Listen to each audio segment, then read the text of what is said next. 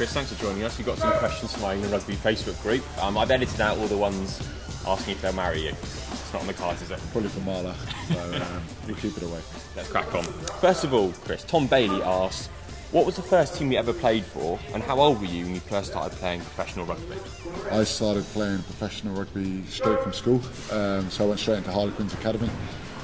So I probably joined when I was 17 and then full-time when I left school, so about 18.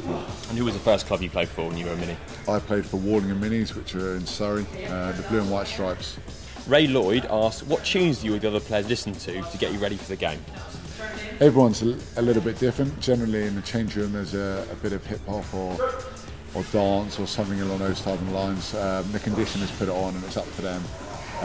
It's a big insult if they get their music turned off. Tweety's choice, isn't it? Is he in charge? It is Tweety's choice, yeah. So he looks after it. He's one of our ball conditioners, so you see him on the side of the pitch and warming us up. Chaz Peter Campbell asks, who was your favourite back row forward when you were developing as a younger player?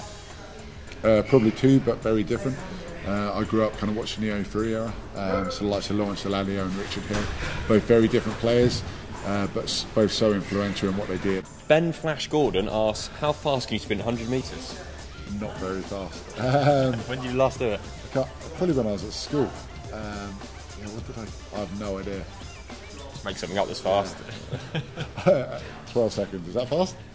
Fast enough, I think. Fast enough, yeah. Deborah Lee asks, my son would like to know, what runs through your mind when you sing the national anthem before an international? Just you're excited to kind of get involved, really. Extremely proud to be out there kind of singing, and you look up and there's 80,000 people also singing and bellowing it out as well.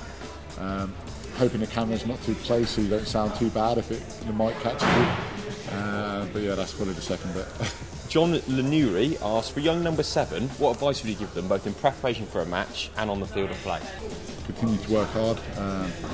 As a back row you need to do a little bit of everything really, don't you? So just kind of making sure you're topping up kind of all your skills.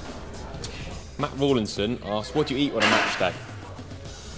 Match day, I tend to have a bit of scrambled egg in the morning and a couple of sandwiches before the game. Obviously if it's an evening game things change, but I'll try and always have spaghetti bolognese the night before. Do you tend to eat quite a lot, or do you one of those players that doesn't eat too much?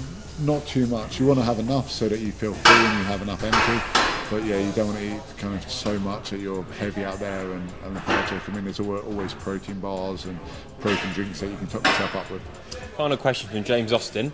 How much is a large latte with a caramel shot at black, white, red? It's about £2.50. Roughly, or is that exact? Exactly.